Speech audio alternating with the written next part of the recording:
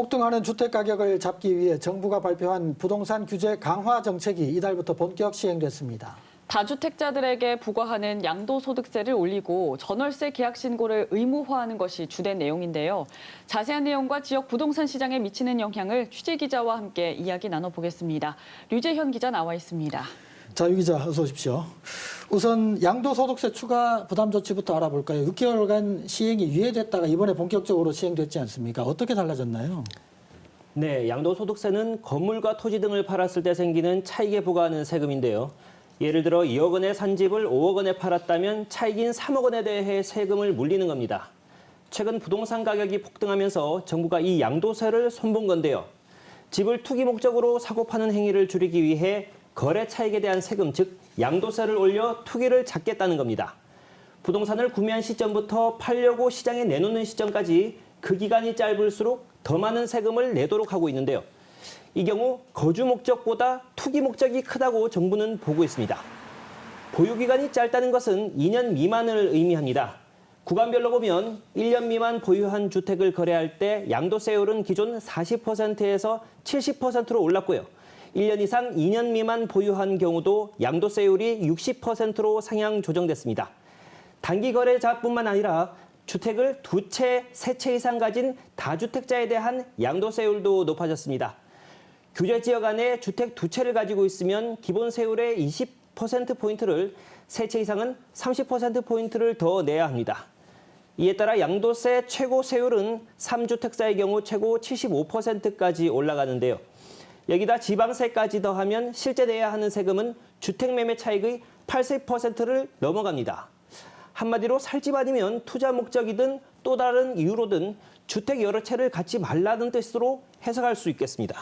네, 그런데 실제 2주택, 3주택 이상 사람들은 전체 주택 소유자의 15%에 불과하거든요. 예, 그래서 바뀐 정책이 피부에 잘 와닿지 않을 수도 있는데요.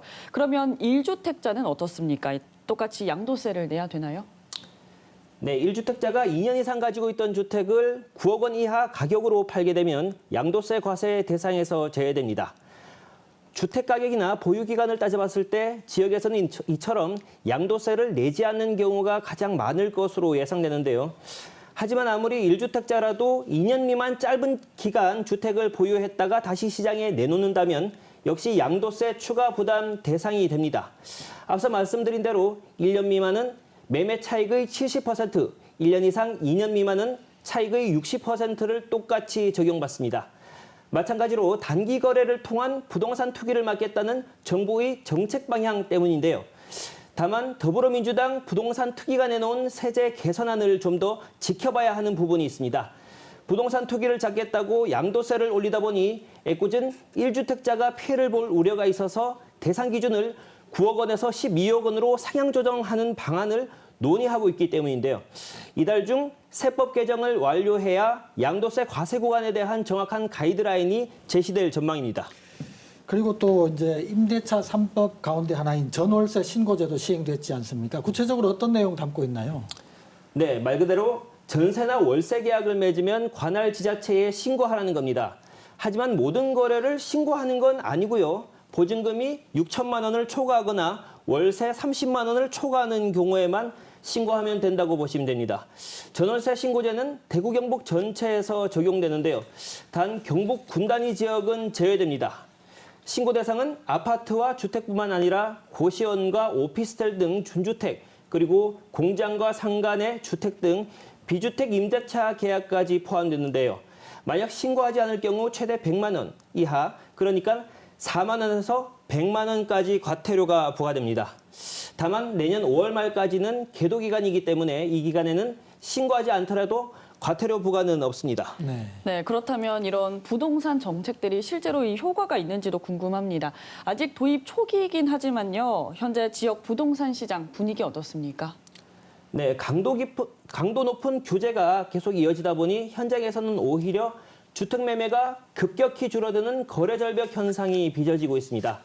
실제 대구 아파트 매매 건수를 보면요. 지난해 12월 6,300여 건에서 올해 1, 2, 3월 2천여 건으로 줄다가 지난 4월에는 1,000여 건으로 크게 감소한 것을 알 수 있습니다. 애초에 집을 여러 채 가진 사람이 집을 내놓도록 하는 게 이번 부동산 정책의 목적인데요. 정작 다주택자들은 세금을 많이 내고 집을 파느니 당분간 버틴다는 분위기가 많습니다. 때문에 매매보다는 자녀에게 증여하는 사례가 늘고 있는데요. 올해 4월까지 대구의 증여 건수는 2,920여 건으로 지난해 같은 기간보다 50% 이상 급증했습니다. 부동산 중개사의 이야기 들어보시죠. 그렇게 세금을 내고 매매를 무리하게 하기보다는 조금 더 갖고 가자. 아니면 자식한테 증여를 하자. 이런 추세가 지금 눈에 띄게 늘어나고 있는 상황입니다. 네, 정부는 추가로 다주택자에게 주택 보유에 따른 경제적 부담을 지우게 해서 집을 팔게끔 유도하고 있는데요. 이를 위해 재산세와 종부세로 구성된 보유세도 이달부터 2배 정도 올렸습니다. 하지만 파장은 아직 미미한데요. 올은 보유세를 상쇄하기 위해 다주택자들이 매매 가격, 즉 호가를 더 높게 부르는 경우가 많아서 실수요자들은 되려 주택 가격만 높이는 결과를 초래할까 우려가 큽니다. 이처럼 벌써부터 크고 작은 부작용들이 발생하면서 정부의 부동산 정책이 시장 흐름을 제대로 읽지 못하고 있다는 지적이 나오고 있습니다. 네, 류재현 기자 수고했습니다.